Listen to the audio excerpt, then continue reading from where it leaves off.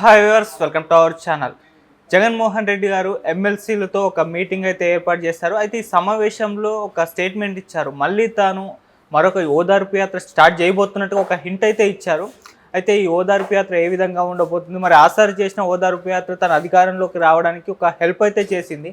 మరి ఈసారి ఓదార్పు యాత్ర తనకి ఏ విధంగా హెల్ప్ చేస్తుంది? సో ఇదే అంశం మీద డిస్కస్ చేయడానికి ప్రజెంట్ మనతో పాటు సీనియర్ జర్నలిస్ట్ జయదేవ్ గారు ఉన్నారు. వారితో డిస్కస్ చేద్దాం. సార్ నమస్కారం. సార్ నమస్తే అండి. సార్, ఎమ్మెల్సీలతో మీటింగ్ ఏర్పాటు చేసుకున్నారు కదా, ఆ సమావేశంలో జగన్మోహన్ రెడ్డి గారు మాట్లాడుతూ మరోమారు ఒక ఓదార్పు యాత్ర చేయబోతున్నట్టు తెలుస్తుంది సార్. అంటే వైసీపీ కార్యకర్తలందరూ కూడా దాడులకు గురయ్యారు, వాళ్ళందరినీ పరామర్శించడానికి వెళ్తున్నట్టుగా ఉంది. మరి ఇది ఏ విధంగా ఆయనకు హెల్ప్ చేస్తుంది? అంటే అంతకుముందు ఒక ఓదార్పు యాత్ర చేశారు, మనకు తెలుసు 16 నెలలు 14 నెలలు చేశారు. మరి ఇప్పుడు ఈ ఓదార్పు యాత్ర ఆయనకు ఏ విధంగా సపోర్ట్ చేస్తుందంటారు సార్? ఇది నిన్న కూడా ఎక్కడో డిస్కస్ చేసినట్టు గుర్తుంది. మరలా ఆయన ప్రజల్లోకి వెళ్ళాలి చెయ్యాలి అంటే ముందు ఏదో ఒక రీజన్ కావాలి. ఆ రీజన్ ఏంటి అని బాగా అబ్జర్వ్ చేసి చూస్తే, పరిశీలించి చూస్తే, ఓదార్పు యాత్రలాగే మరొక యాత్ర చేపట్టాలి, మరలా ప్రజల్లోకి రావాలి అంటే జనరల్గా ఏ నాయకుడు ఏం చేస్తారంటే ఒక 6 నెలలు ఎంతో గ్యాప్ ఇచ్చి మళ్ళీ అన్ని సర్దుమనిగాక మరలా ప్రజల కోసం సపోర్ట్గా ఉంటూ ప్రభుత్వానికి వ్యతిరేకంగా పోరాటం అనేది స్టార్ట్ చేస్తారు. బట్ ఈయన ఆల్రెడీ స్టార్ట్ చేస్తారు, రేపు 26, 27 నుంచి కూడా స్టార్ట్ చేస్తారన్నట్టు కూడా వార్తలు వినిపిస్తున్నాయి. ఏంటి అంటే గతంలో ఏ ఓదార్పు యాత్రతో ఆయన ప్రజలకు బాగా చేరువయ్యాడో, ఏ ఓదార్పు యాత్రతో ఈయన రాజన్న కొడుకుగా రిజిస్టర్ అయ్యారో దాన్నే అదే పేరుని మరొకసారి వాడుకొని ప్రజల్లోకి వెళ్దామనే ఆలోచనలో ఉన్నట్టుగా తెలుస్తుంది.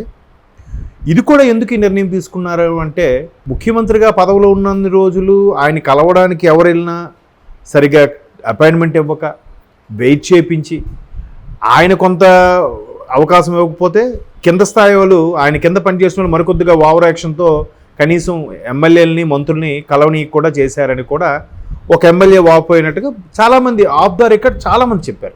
అంటే నాకు తెలిసిన మిత్రులు రాజకీయంగా ఉన్నవాళ్ళు, ఈ సర్పంచ్ స్థాయి, ఎంపీటీ స్థాయి, ఇలాంటి వాళ్ళు కూడా మేము వెళ్ళి మా నాయకుడిని వెళ్ళి చెప్తే, ఆ నాయకుడికి వెళ్ళి ఆ ఎమ్మెల్యేనో ఆ మంత్రి వెళ్ళి చెప్తే వాళ్ళు చెప్తానయ్యాను వెళ్ళి వచ్చిన తర్వాత, అయ్యా కలిశారా ఏంటి అని అంటే, ఎక్కడ బాబు వెళ్ళి ఆయన అపాయింట్మెంట్ ఇస్తే కదా, ఆయన అసలు కలవట్లేదు, ఏంటో ఆయన ఉద్దేశం ఉంటే మాకేం అర్థం అవ్వట్లేదు అన్నట్టుగా ఆ మంత్రులు, ఎమ్మెల్యేలు ఈ కింద స్థాయి నాయకుల దగ్గర వాపోయారంట. ఆ విషయం నాతో కొంతమంది సన్నిహితంగా ఉన్న మిత్రులు, కొంతమంది వైసీపీ నాయకులు షేర్ చేసుకున్నారు గతంలో. సో ఇట్లాంటివి చాలా ఉన్నాయి. సో అప్పుడు అంత అవకాశం ఇవ్వలేదు. ఇప్పుడు ఆయన కలుద్దాం అనుకుంటే ఎవరు రావడానికి ముందుకు ఇష్టపడట్లేదు. ఎందుకు ఇష్టపడట్లేదంటే, ఒకటి కూటమి బంపర్ మెజార్టీతో గెలిచింది, రెండోది గతంలో ఎవరైతే కాలర్లు ఎగరేసి మేసం మెలేసారో ఇప్పుడు వాళ్ళు కాలర్లు ఎగరేసి మేసం మెలేసే పరిస్థితి లేకుండా పోయింది. అంతే కదా, గతంలో మేము మేము గెలిచాము, ఓకే, ఎవరు గెలిచినా పనులు అవ్వడం ముఖ్యం, ఊరు బాగుపడడం ముఖ్యం అనేలా ఉంటే ప్రాబ్లం లేదు. మేము గెలిచాం ఇప్పుడు చూడు ఈ సంగతి అని చెప్పి టార్చర్ పెడితే, సరే ఇప్పుడు మన గవర్నమెంట్ వచ్చింది కదా పోన్లే అనుకునే రోజులు ఎక్కడున్నాయి? వీడు ఒకప్పుడు మనకు టార్చర్ పెట్టాడురా, వీడి సంగతి ఇప్పుడు మనది వచ్చింది కదా మనం చూపిస్తాంరా అనేటోళ్ళే.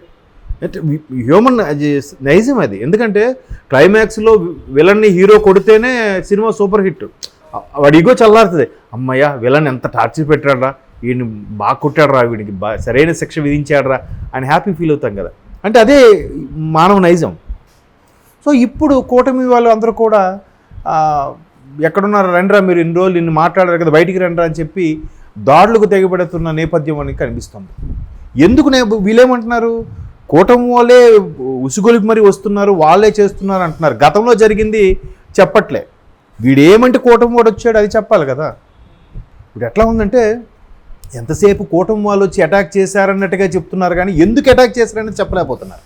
అవును, ఎందుకు చెప్పట్లేదు? అప్పుడు మాత్రం రాష్ట్రంలో పోలీసులు ఉన్నారా, పోలీసులు అసలు జీతాలు తీసుకుంటున్నారా అన్నట్టు మాట్లాడుతున్నారు.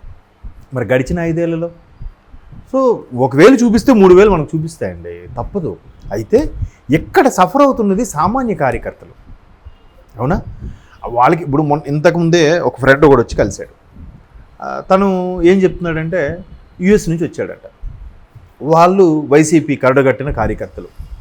వాళ్ళ ఊర్లోకి వీళ్ళు వస్తూ ఉంటే, వద్దురా నేను హైదరాబాద్లో ఉండిపో, హైదరాబాద్లో మీ అత్తవారింట్లో నుండి ఊరు రాకు అని చెప్తున్నాడు. వాళ్ళ గుంటూరు దగ్గర ఒక పల్లెటూరు. పల్నాడు. ఎందుకు అంటే వస్తే వైసీపీ వాళ్ళు అంటేనే వీళ్ళు మేసం మెలేస్తున్నారు, వచ్చి కూటమి వాళ్ళు ఎస్పెషల్లీ టీడీపీ వాళ్ళు వచ్చి ఊరికే గొడవ పెట్టుకుని మరీ చేస్తున్నారు అన్నట్టుగా వాళ్ళ పేరెంట్స్ చెప్పారట. మరి గతంలో వీళ్ళు ఏం చేసింది అది చెప్పరే? ఏవో జరిగాయి, వాళ్ళు లేకపోతే వాళ్ళు అంత ఆవేశాలతో ఎందుకు ఉంటారు? ఉండరు కదా. సో అట్లాగా మొత్తానికి దాడులు జరుగుతున్నాయి, కూటమి చాలా ఇదిగా ప్రవర్తిస్తుందని చెప్పి జగన్మోహన్ రెడ్డి గారు ట్వీట్ చేశారు, అది కూడా చూసాం. సో అట్లాగా ఎవరెవరైతే కార్యకర్తలు కింద స్థాయిలో ఉన్నారో వాళ్ళు మాత్రం చితికిపోతున్నారండి. ఎందుకంటే నాయకుడు అనేవాడు సేఫ్గా ఉంటాడు, వాడికి సెక్యూరిటీ ఉంటాడు, ఒక బంగ్లా ఉంటుంది, వాడి కింద 10 మంది మనుషులు ఉంటారు, అంత హ్యాపీ. కానీ కింద స్థాయి వాడు సఫర్ అవుతున్నాడు. సో అట్లాగే సఫర్ అయిన వాళ్ళందరినీ కూడా మరలా కలుద్దాం, ఊరికే కలిస్తే ఏముంది, ఇలా కలుస్తూ వాడికి ఓదార్పుగా, బాబు ఇదేం భయపడకండి, మనకి టైం వస్తుంది, ఇవాళ వాడిది రేపు మనది అని ఏదో చెప్పే ప్రయత్నమో ఏంటో మరలా స్టార్ట్ చేస్తారు. వార్త అయితే వచ్చింది, అసలు షర్మిల గారితో కూడా మరలా కలిసిపోయారు, షర్మిల గారు కూడా పార్టీలోకి వస్తున్నారు, లేదా ఇతను కాంగ్రెస్లోకి వెళ్తారా, లేదా ఆవిడ కాంగ్రెస్ రిజైన్ చేసి వస్తుందో తెలియదు. కానీ ఇలా రకరకాల వార్తలు వినిపిస్తున్నాయి. బట్ షర్మిల గారు వార్త అయితే మాత్రం నిజం కాకపోవచ్చు, ఇది మాత్రం మరలా ఆయన ప్రజల్లోకి వెళ్ళడానికి మొగ్గు చూపుతున్నట్టుగా ఉంది. అంటే ఘోర పరాభవం తర్వాత ఇప్పటికైనా తేరుకోకపోతే నెక్స్ట్ పార్టీ మనుగడ కూడా కష్టమే కదా. కాబట్టి వాళ్ళందరినీ ఉద్దేశించి ఒకసారి కలిసినట్టు ఉంటుంది, ఓదార్పు యాత్ర పేరుతో వాళ్ళని కలిసినట్టు ఉంటుంది, పార్టీని మరి కాస్త ఉన్న వార్తల్లో చూపించుకోవడానికైనా ఉంటుంది కదా. సో అట్లాగా ప్లాన్ చేస్తున్నారన్నట్టుగా నేను విన్నాను. మరి మేబీ అది ఎంతవరకు కార్యాచరణ రూపుదిద్దుకుంటుందో తెలియదు. మిగతా వాళ్ళు కూడా ఇప్పుడు చెప్పాను కదా, ఊర్లో అసలు వైసీపీ వాళ్ళంటేనే మిగతా వాళ్ళు చాలా ఆవేశాలతో ఉన్నారని. అటువంటి నేపథ్యంలో చాలామంది పార్టీ మారిపోవాలి, లేదా సైలెంట్గా ఉండిపోవాలి. అలా ఉండిపోయినప్పుడు ఇంకా జగన్మోహన్ రెడ్డి గారిని కలవడానికి కానీ, లేదా జగన్మోహన్ రెడ్డి గారిని కలవడానికి కానీ, లేదా జగన్మోహన్ రెడ్డి గారి ఎమ్మెల్యేలని కలిస్తే వీడు ఇంకా వైసీపీలో ఉన్నాడురా, వైసీపీ వాడురా వీడు అని చెప్పి వీళ్ళు చెలరేగిపోయి ఏదైనా చేసే ప్రమాదం ఉంది. కాబట్టి చాలామంది సైలెంట్గా ఉండిపోతున్నారు. సో వాళ్ళందరికీ ఎవరైతే నిజంగా వైసీపీ అభిమానులు ఉన్నారో వాళ్ళందరికీ మరలా ధైర్యం నూరుపోసి వాళ్ళందరినీ పార్టీ కోసం జెండా పట్టుకుని తిరిగేలా చేయాలి అంటే మరలా ఈ యాత్ర ఏదో అవసరం. బట్ అది ఆయన ముఖ్యమంత్రి అయిన తర్వాత అడపాదడపా కలిసి సభల్లా పెట్టి అసలు ఏం జరుగుతుంది, పథకాలు రీచ్ అవుతున్నాయా, అయినా కూడా వాళ్ళు సాటిస్ఫై ఉన్నారా లేదా అనేది చూసుకోవాలి కదా. అది చూడలేదు. రాజుగా ఆయన చేసిన తప్పే. బట్ మరి ఇప్పటికైనా ఇట్లా రిలీజ్ అయ్యి మళ్ళీ జనాల్లోనే ఉంటేనే నాయకుడు అండి ఎప్పుడైనా సరే, లేకపోతే ఎవరి మనుగడైనా కష్టం. అది అవునా. వాళ్ళకి ఇప్పుడు ఇంతకుముందే ఒక ఫ్రెండ్ కూడా వచ్చి కలిశాడు. తను ఏం చెప్తున్నాడంటే యుఎస్ నుంచి వచ్చాడట. వాళ్ళు వైసీపీ కరడగట్టిన కార్యకర్తలు. వాళ్ళ ఊర్లోకి వీళ్ళు వస్తూ ఉంటే వద్దురా నేను హైదరాబాద్లో ఉండిపో, హైదరాబాద్లో మీ అత్తవారింట్లో నుండి ఊరు రాకు అని చెప్తున్నాడు. వాళ్ళ గుంటూరు దగ్గర ఒక పల్లెటూరు, పల్నాడు. ఎందుకు అంటే వస్తే వైసీపీ వాళ్ళు అంటేనే వీళ్ళు మేసం మెలేస్తున్నారు, వచ్చి కూటమి వాళ్ళు ఎస్పెషల్లీ టీడీపీ వాళ్ళు వచ్చి ఊరికే గొడవ పెట్టుకుని మరీ చేస్తున్నారు అన్నట్టుగా వాళ్ళ పేరెంట్స్ చెప్పారట. మరి గతంలో వీళ్ళు ఏం చేసింది అది చెప్పరే? ఏవో జరిగాయి, వాళ్ళు లేకపోతే వాళ్ళు అంత ఆవేశాలతో ఎందుకు ఉంటారు? ఉండరు కదా. సో అట్లాగా మొత్తానికి దాడులు జరుగుతున్నాయి, కూటమి చాలా ఇదిగా ప్రవర్తిస్తుందని చెప్పి జగన్మోహన్ రెడ్డి గారు ట్వీట్ చేశారు, అది కూడా చూసాం. Thank you so much sir.